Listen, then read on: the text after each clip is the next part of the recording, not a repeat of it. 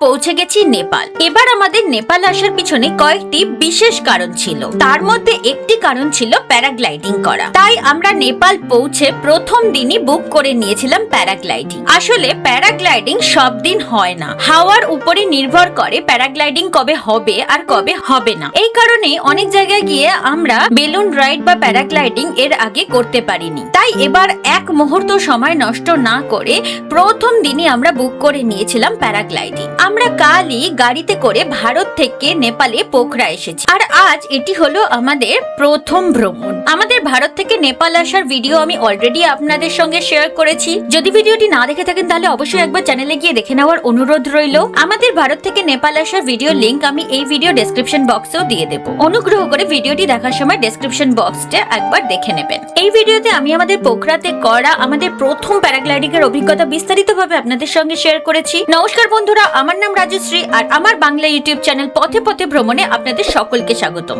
চলুন শুরু করা যাক। আমরা আমাদের হোমস্টেতে পৌঁছে গেছি। আমি একবার আপনাদেরকে আমাদের হোমস্টের লুক দেখিয়ে দিচ্ছি। এই যে বিল্ডিংটা দেখতে পাচ্ছেন, এর একদম টপ ফ্লোরে আমাদের হোমস্টে। এখন আমাদের এই বিল্ডিংটার একদম টপ ফ্লোর অবধি হেঁটে উঠতে হবে। চলুন যাওয়া যাক। আমাদের ভারত থেকে নেপাল আসার যাত্রা ভিডিও অনেকটা লম্বা হয়ে গেছিল, সেই জন্য সেই ভিডিওতে আমি আর আমাদের হোমস্টের রুমের ভিডিও অর্থাৎ রুম ট্যুর ইনক্লুড করিনি। এখন সন্ধ্যা হয়ে গেছে আর আলো জ্বলছে না, সেই জন্য একটু অন্ধকার লাগছে সিঁড়িটা। আমাদের ঘর ছিল 6 তলায়, সেই জন্য আমাদেরকে কিন্তু অনেকটা সিঁড়ি দিয়ে হেঁটে উঠতে হতো। এই বিল্ডিং এ লিফট নেই, তাই এতটাই আমাদের প্রতিদিন হেঁটে হেঁটে উঠতে হয়। নামতে যদিও কোনো কষ্ট হয় না। একদম টপ ফ্লোরে অর্থাৎ সবচেয়ে উপরের ফ্লোরে আমাদের রুম, এর থেকে উপরে যেতে হবে আমাদের। কিন্তু এখান থেকে বাইরের দৃশ্য ছিল অসাধারণ। এখান থেকে একবার আপনাদের ভিউটা দেখিয়ে দিচ্ছি। এটা হলো সেই ফ্লোর যেটা আমাদের ফ্লোরের একদম নিচে আছে। এর উপরে ফ্লোরটাতে আমাদের হোমস্টে। অবশেষে চলে এসেছি আমাদের রুমের সামনে। এই হলো আমাদের রুম। রুমের বাইরে আছে একটা শু র্যাক বা জুতোর র্যাক। কাল প্রচন্ড অন্ধকার হয়ে গেছিল, তাই আজ সকালে রুমটা আপনাদেরকে দেখাচ্ছি। ঘরে প্রবেশ করতে প্রথমেই আছে একটি ডাবল সাইড বেড, আর তার উপরে রয়েছে একটা খুব সুন্দর ফটো, মূলত হাতে আঁকা ছবি, যেটা আমার দেখতে ভীষণ ভালো লেগেছে। এদিকে আছে ঘরের জানলা, যেটা খুব স্পেশাল। এদিক দিয়ে দেখা যায় পাহাড়। এটা হলো ধওলাগিরি হিল। আমরা এখানে ঘরে বসে ধওলাগিরি হিল দেখতে পাই। সামনে শহরটা তো ভীষণ সুন্দরী, তাছাড়াও আমরা দূরে রাস্তাটা দেখতে পাই, যে রাস্তাটা উপরের দিকে উঠে গেছে। যেহেতু আমাদের হোমস্টেটা অনেকটা উঁচুতে, তাই আমরা অনেক দূর অব্দি দেখতে পাই। রাত্রিবেলা পাহাড়ের মধ্যে যখন ঘরের আলোগুলো জ্বলে ওঠে, তখন পাহাড়টা দেখতেও কিন্তু ভীষণ সুন্দর লাগে। অনেক দূর দূর অব্দি বাড়ি ঘর রাস্তা আমরা এখান থেকে দেখতে পাই। ঘরে এই ডাবল বেডের পাশেই আছে একটা বেডসাইড টেবিল। এখানে একটা সিঙ্গেল সোফা কাম চেয়ার আর সামনে একটা সেন্টার টেবিল রাখা আছে। আর এদিকে কিচেনের জায়গা, আর এদিকে একটা টেবিল আছে, তার সঙ্গে দুটো চেয়ার দেওয়া আছে। এখানে আছে একটা ফ্রিজ, ছোট্ট কিউট ফ্রিজ। একবার আপনাদের খুলে দেখিয়ে দিচ্ছি।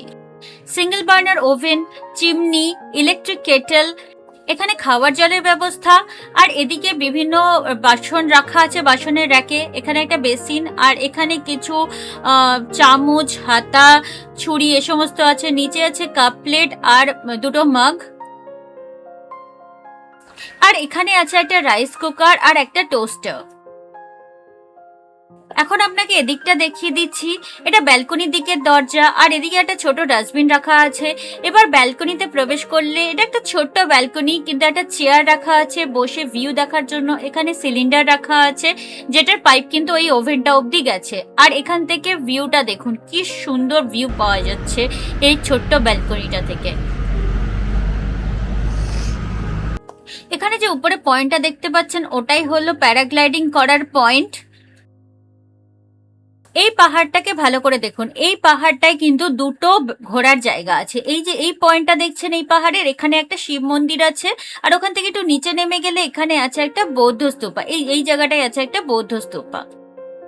আর এখান থেকে পুরো শহরের একটা সুন্দর দৃশ্য উপভোগ করা যায়। এমনকি আমরা ফেওয়া লেকও কিন্তু এখান থেকে দেখতে পাই।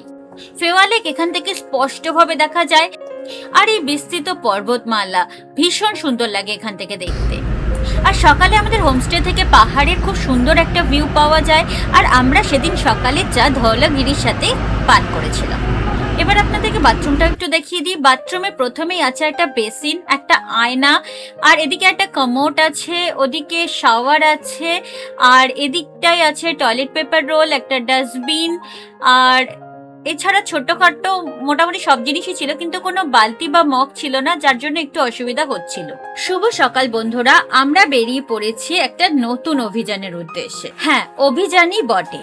আজ আমরা যাচ্ছি প্যারাগ্লাইডিং করার জন্য। এখন আমি আছি নেপালের পোখরাতে, আর এখন আমি যাব প্যারাগ্লাইডিং করার জন্য। পোখরাতে যেখানে আমাদের হোমস্টেটা আছে সেখানে কাছেই একটা ট্যুর অপারেটরের অফিস বা দোকান যাই বলুন, সেখান থেকে আমরা বুক করে নিয়েছি প্যারাগ্লাইডিং। আমাদের পিছনে যে দোকানটা দেখছেন সেখান থেকেই আমরা বুক করেছি প্যারাগ্লাইডিং। এখানে প্যারাগ্লাইডিং করানোর জন্য ওনারা সারাংকোট বলে একটা জায়গা আছে বা প্যারাগ্লাইডিং পয়েন্ট বলতে পারেন, সেখানে ওনারা নিয়ে যাবেন। এই সারাংকোটটা পাহাড়ের উপরে একটা জায়গা, আর সেখান থেকেই আমরা প্যারাগ্লাইডিং করব।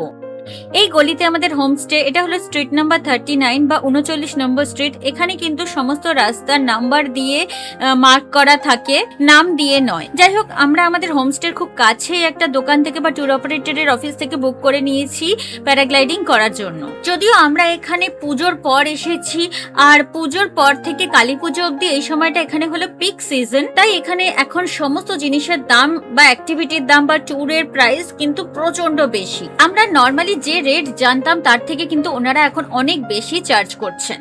এখন আমাদের প্যারাগ্লাইডিং করা কিন্তু অনেকটা কস্টলি পড়লো আমাদের। ওনারা নেপালিতে 12,000 টাকা নিলেন প্যারাগ্লাইডিং পার হেড, অর্থাৎ ভারতীয় টাকায় দেখতে গেলে 7,500 টাকা পার হেড, যেটা আমার মনে হয় অনেকটাই বেশি। যাই হোক, আমরা 2-3টা দোকানে খোঁজ করলাম, সব জায়গায় একই প্রাইস বলছে, তো আমরা বুক করে নিয়েছি। ওনারা জানালেন প্যারাগ্লাইডিং করতে মোটামুটি 2 ঘন্টা মতো সময় লাগবে। এখান থেকে আমরা 1টায় বেরোবো আর মোটামুটি 3টের মধ্যে ফিরে চলে আসবো। অর্থাৎ এখান থেকে বেরোনো, প্যারাগ্লাইডিং করা এবং এখানে ফিরে আসা সব মিলিয়ে মোট 2 ঘন্টা। এখন ঘড়ির কাঁটা বলছে 12:45 বাজে। আজ ভেবেছি আমরা 3টায় ফিরে এসে লেক দেখতে যাব। দেখি এখন কি আসে, গাড়ি আসে না বাস আসে। আমরা তাড়াতাড়ি করে প্যারাগ্লাইডিং করতে যাওয়ার জন্য ঘরে অর্থাৎ হোমস্টেতে কোনো ব্রেকফাস্ট করে বেরোইনি। কাল রাতে এখানে অনেক দোকান দেখেছিলাম, তাই ভেবেছিলাম বাইরে বেরিয়ে কিছু ব্রেকফাস্ট করে নেব, কিন্তু এখন দেখছি এখানে কোনো দোকানই খোলা নেই, সব দোকানই বন্ধ। তাই এখানে ব্রেকফাস্ট করার জন্য আমরা কিছুই পাচ্ছি না। যেখানে আমরা বুকিং করেছিলাম সেই দাদা আমাদের বলেছিলেন যে আমরা 1টার মধ্যে এখান থেকে বেরিয়ে পড়বো, কিন্তু এখন 1:12 বাজে, এখনো আমরা রওনা হইনি। কাল রাতে এখানে অনেক দোকান খোলা ছিল, কিন্তু আজকে আমরা এখানে কোনো দোকানই সেরকম খোলা পাচ্ছি না। একটা বেকারি শপ খোলা ছিল, সেখানেও খাওয়ার মতন কিছু পেলাম না। এখানে একটা শপিং মল মতো দেখতে পাচ্ছি, কিন্তু এখানেও খাওয়ার মতন সেরকম কিছু পেলাম না। অবশেষে আমাদের গাড়ি চলে এসেছে, আর আমরা গাড়িতে উঠে পড়েছি, আর এখন আমরা যাচ্ছি পাহাড়ের উপরে সারাংকোটে। পিছনে যারা বসে আছেন তারা আমাদের পাইলট, ওনাদের সাথেই আমরা ফ্লাই করব। এখন আমরা গাড়িতে করে পাহাড়ের উপরে উঠবো। এখন সময় হলো দুপুর 1:23। মোটামুটি আধা ঘন্টা লাগবে আমাদের সারাংকোট পৌঁছতে। এখানে প্যারাগ্লাইডিং ছাড়া আর কিছু করার নেই, তাই আমরা 2 ঘন্টার মধ্যে ফিরে আসবো। সেদিন আমরা ব্রেকফাস্ট করার জন্য সেরকম কিছু পাইনি খাবার, সেই জন্য আমরা ব্রেকফাস্ট না করেই চলতে লাগলাম গাড়িতে করে সারাংকোট যাওয়ার জন্য। এখানকার রাস্তা, সুন্দর পাহাড়ের দৃশ্য মনকে ভীষণ শান্তি দিচ্ছিল। আর আস্তে আস্তে আমরা শহর পেরিয়ে পাহাড়ে ওঠা শুরু করলাম।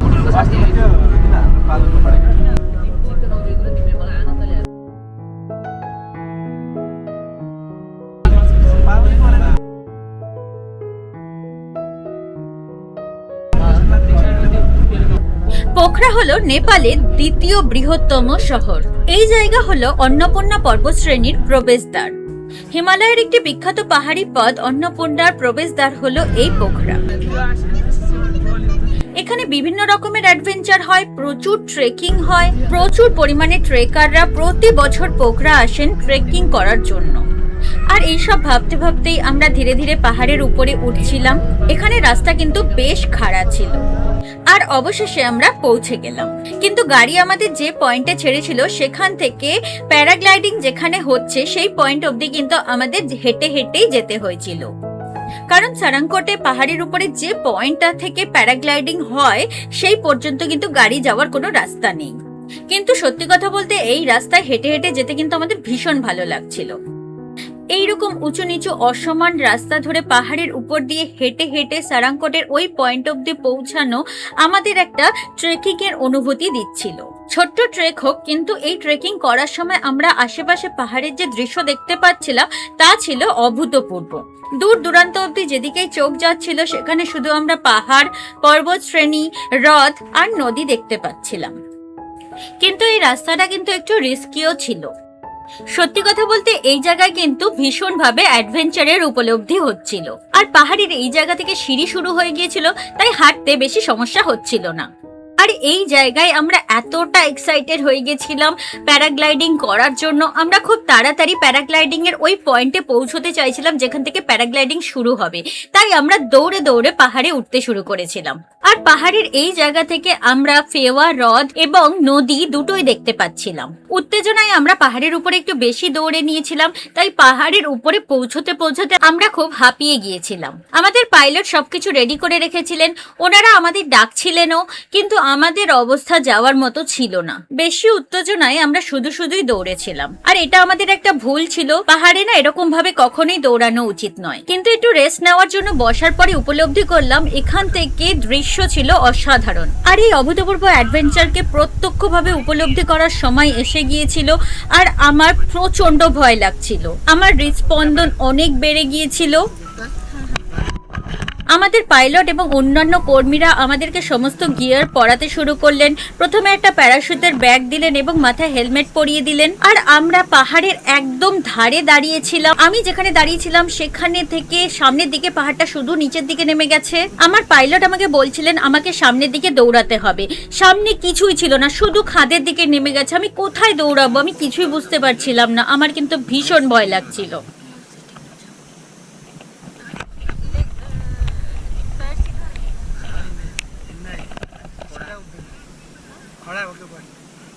ऐसे खड़ा होके दौड़ना है आपको, ठीक है? यहाँ पर इधर आपको बैठना नहीं है, दम करना नहीं है, बैठना है।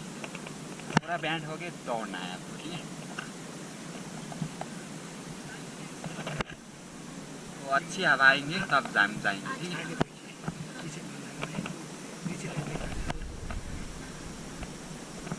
এখানে আমরা একটা ভালো হাওয়ার জন্য অপেক্ষা করছিলাম, যেটা আমাদেরকে উঠতে সাহায্য করবে। আর অবশেষে সেই অনুকূল হাওয়া এসে গেল। Okay, ma'am. Now running.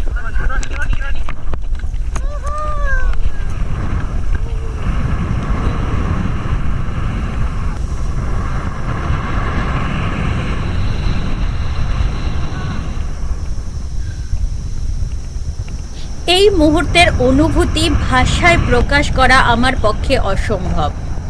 আমি উড়ছিলাম, সত্যি সত্যি আমি উড়ছিলাম। আমাদের পাশ দিয়ে একটা পাখি উড়ে যাচ্ছিল, আমি পাখির মতন উড়ছিলাম, পাখির সাথে উড়ছিলাম। আমি যেন এই মুহূর্তটাকে বিশ্বাসই করতে পারছিলাম না যে আমি পাখির মতন আকাশে উড়ছি। আমার পায়ের নিচে পাহাড়ের উঁচু উঁচু শৃঙ্গগুলো আমি দেখতে পাচ্ছিলাম। আমি পাহাড়ের শৃঙ্গের উপর দিয়ে যাচ্ছিলাম আর পাহাড় আমার নিচে ছিল। যে পাহাড়কে আমরা উপরে দেখি সেই পাহাড় আজকে আমার নিচে ছিল আর আমি পাহাড়ের উপর দিয়ে যাচ্ছিলাম। সত্যি আমার তো মনে হচ্ছিল আমি কোনো স্বপ্নের দেশে আছি।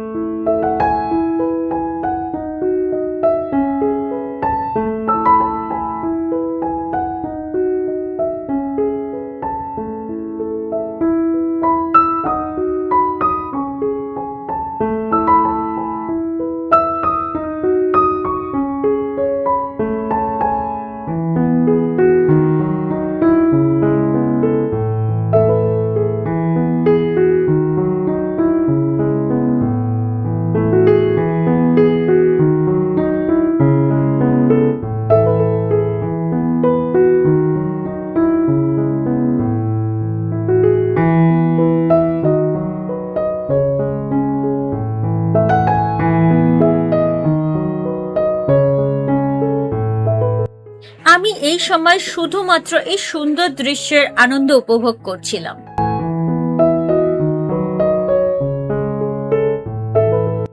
সেই সময় কোনো রকম চিন্তা, কোনো কিছু আমার মাইন্ডে ছিল না।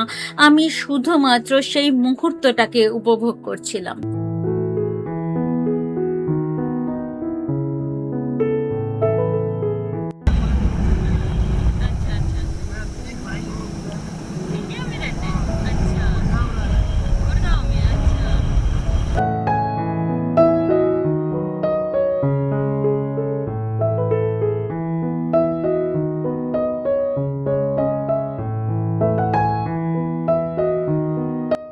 আমার পাইলট কিন্তু ভীষণ ফ্রেন্ডলি ছিল। যখন উনি শুনলেন আমি ইন্ডিয়া থেকে এসেছি, তখন উনি আমাকে বলতে লাগলেন ওনার রিলেটিভদের ব্যাপারে যারা ইন্ডিয়াতে থাকেন। এছাড়া উনি বিভিন্ন রকম ব্যাপারে কথা বলছিলেন। উনি বলছিলেন ওনার কিছু রিলেটিভ গুরগাঁওয়ে থাকেন আর কিছু রিলেটিভ কলকাতায় থাকেন।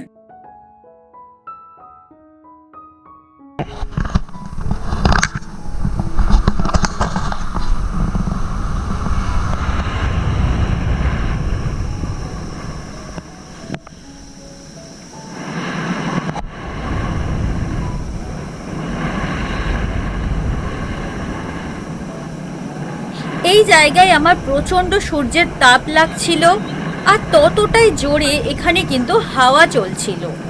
এখন আমরা যে জায়গার উপর দিয়ে যাচ্ছি সেই জায়গাটায় কিন্তু স্টেপ ফার্মিং বা ধাপ চাষ করা হয়েছে।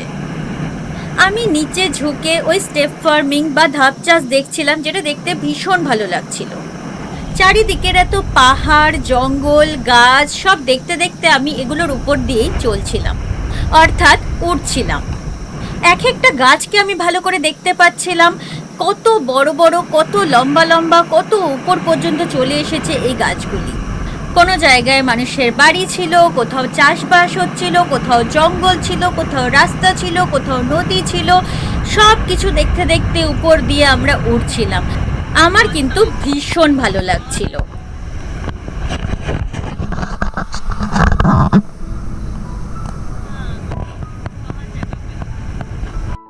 আমাদের এই ওড়ার পথে কখনো কখনো আসছিল ঘন জঙ্গল, কখনো আসছিল শুকনো ভ্যালি, আবার কখনো আসছিল উঁচু উঁচু গাছ।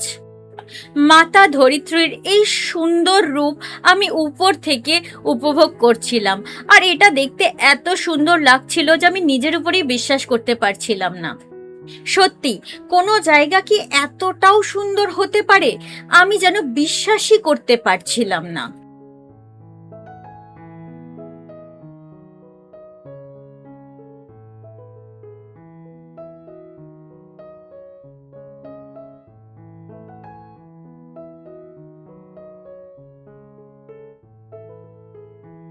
এখানে নিচে ছিল শহর বা শহরতলি বলতে পারেন, আর সেখান দিয়ে যাচ্ছিল একটা সরু লম্বা রাস্তা, আর তারই ডান দিকে ছিল সেই স্টেপ ফার্মিং।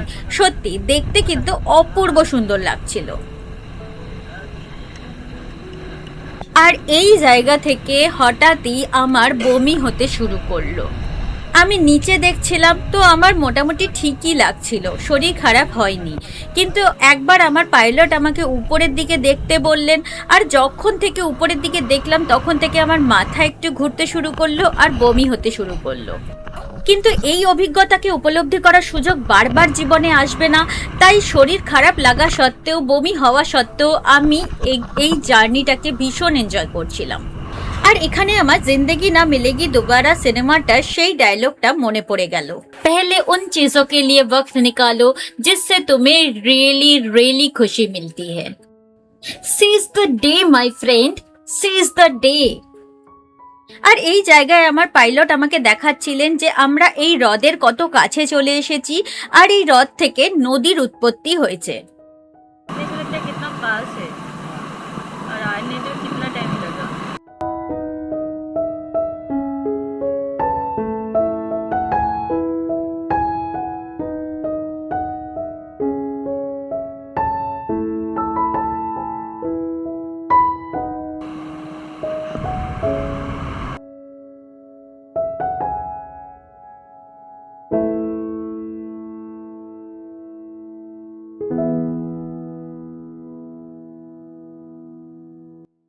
আর সেদিন আমার নিজের উপরে প্রচণ্ড গর্ব হচ্ছিল যে আমি আমার একটা স্বপ্নকে পূর্ণ করতে পেরেছি, আমি আমার স্বপ্নকে বাস্তবে রূপান্তরিত করতে পেরেছি।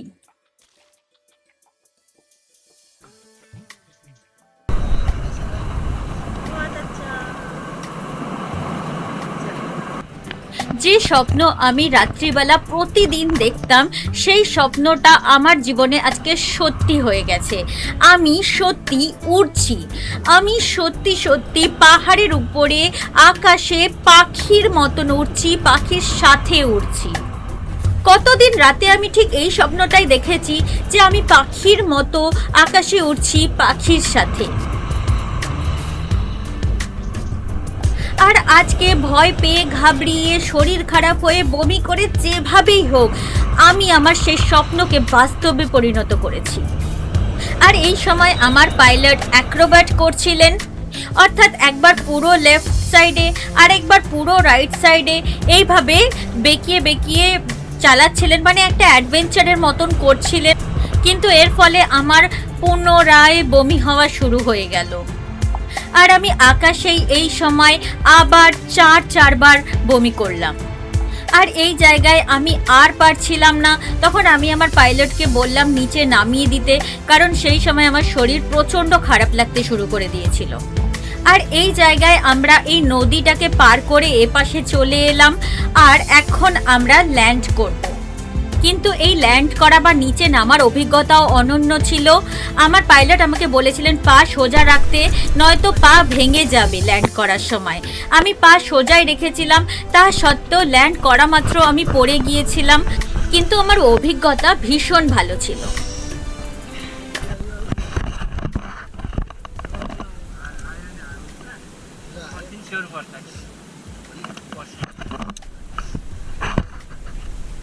ওনাদের পাইলট এবং অন্যান্য কর্মচারীরা তাড়াতাড়ি এসে আমার প্যারাগ্লাইডিংয়ের গিয়ারগুলো ধীরে ধীরে খুলতে শুরু করলেন, কারণ এগুলো কিন্তু প্রচণ্ড হেভি ছিল।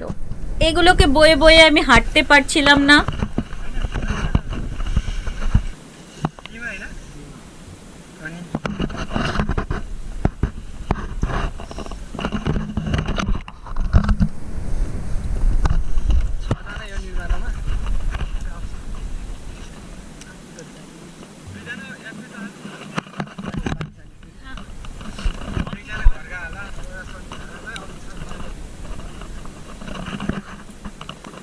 गाड़ी आपको तो कार नहीं ना। আমি এই মুহূর্তে আর কিছু ভাবতেই পারছিলাম না। আমার শরীর একটু খারাপ লাগছিল, আর তার সাথে সাথে আমি কি অদ্ভুত সুন্দর একটা অভিজ্ঞতা অর্জন করে এলাম তা ভাবছিলাম। বারবার সেটাই আমার মনে পড়ছিল।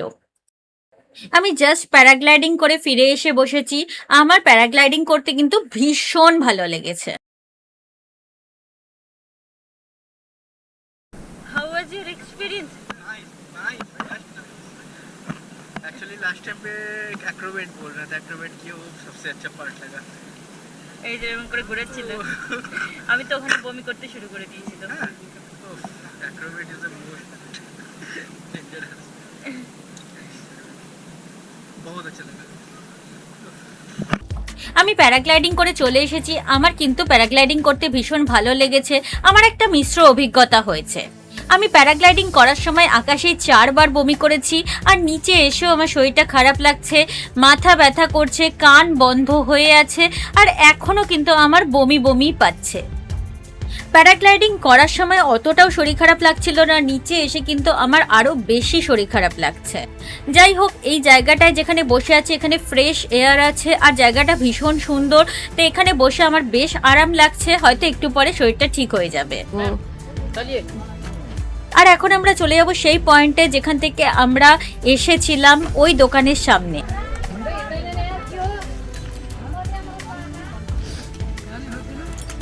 এখন আমি গাড়িতে উঠতে যাচ্ছি ফেরার জন্য। আমার এখনো গাটা গুলাচ্ছে, কথা বলতে কিন্তু ভীষণ কষ্ট হচ্ছে আমার। আর এটা হলো আমাদের গাড়ি, এই গাড়িটা করেই আমরা এসেছি।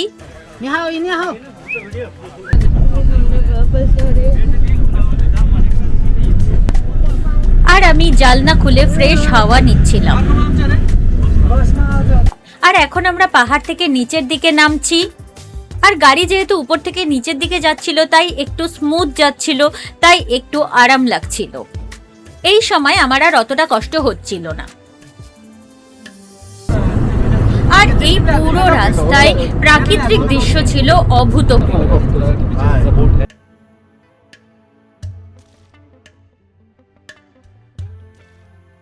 আমার মতে এখানে সকলে প্যারাগ্লাইডিং করা উচিত।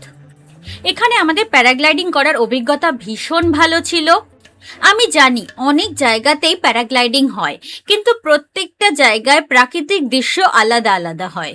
আর এখানে প্যারাগ্লাইডিং করার সময় এই হ্রদ এবং হিমালয়ের যে ভিউ আপনি পাবেন সেটা কিন্তু অতুলনীয়। এখানে প্যারাগ্লাইডিং করলে আপনার অভিজ্ঞতা ভীষণ ভালো হবে। আজকের আমাদের প্যারাগ্লাইডিং এর অভিজ্ঞতা কিন্তু ভীষণ ভালো ছিল। আমার একটু অসুবিধা হয়েছিল, আমার প্যারাগ্লাইডিং করার সময় বমি হওয়া শুরু হয়ে গিয়েছিল। আমার উপরে ওড়ার সময় মাথাও ঘুরতে শুরু করেছিল, যদিও মাথা ঘুরেছিল নিচে দেখে নয়। নিচে যতক্ষণ আমি দেখছিলাম ততক্ষণ আমার শরীর ঠিকঠাকই ছিল, কিন্তু আমার পাইলট একবার আমাকে বললেন উপরের দিকে দেখার জন্য। আর যখন থেকে আমি এই উপরের দিকে দেখলাম তখন থেকে আমার শরীর খারাপ করতে শুরু করলো, আর আমার পর 4 বার বমি হলো। কিন্তু বমি করার পর আবার আমার শরীর ঠিক হয়ে গিয়েছিল, আমি আবার নর্মাল হয়ে গিয়েছিলাম। কিন্তু একবার আমার পাইলট কিছু অ্যাক্টিভিটি মানে অ্যাডভেঞ্চারে ফিল দেওয়ার জন্য একবার ডান দিকে একবার বাদিকে এরকম করে দোলাচ্ছিল, মানে অ্যাক্রোব্যাট করছিলেন উনি। আর সেই সময় আমার শরীর প্রচণ্ড খারাপ হয়ে গেল, আর আমি কন্টিনিউয়াসলি বারবার বমি করতে শুরু করে দিয়েছিলাম। তখন আমি আমার পাইলটকে তাড়াতাড়ি আমাকে নামিয়ে দেওয়ার জন্য রিকোয়েস্ট করলাম, কারণ আমি তখন আর পারছিলাম না। আর উনি আমার কথা মতো আমাকে ল্যান্ড করিয়ে দিয়েছিলেন। তবে জীবনের সবকিছুরই অভিজ্ঞতা করা উচিত বলে আমার মনে হয়। আমরা যদি কখনো শুরুই না করি তাহলে আমরা কোনোদিন করতেই পারবো না। আমার পাহাড় থেকে নিচে নামার সময় প্রচন্ড ভয় লাগছিল। আমি আমার পাইলটকে কন্টিনিউয়াসলি বলছিলাম যে আমার প্রচন্ড ভয় লাগছে।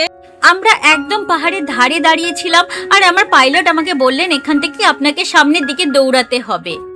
আমি ভাবছিলাম সামনে তো কিছুই নেই, পাহাড়টা খাড়া, নিচের দিকে নেমে গেছে, ওখানে আমি কোথায় দৌড়াবো। উনি আমাকে ইনস্ট্রাকশন দিচ্ছিলেন যে পা ভাঁজ করবেন না আর বসবেন না, শুধু দৌড়বেন। আমি ওনার কথা মতো একটা শূন্যের দিকে দৌড়তে শুরু করলাম, আর অবশেষে যেখানে দৌড়তে দৌড়তে পা রাখার কোনো জায়গা ছিল না সেখানে আমরা উঠতে শুরু করলাম।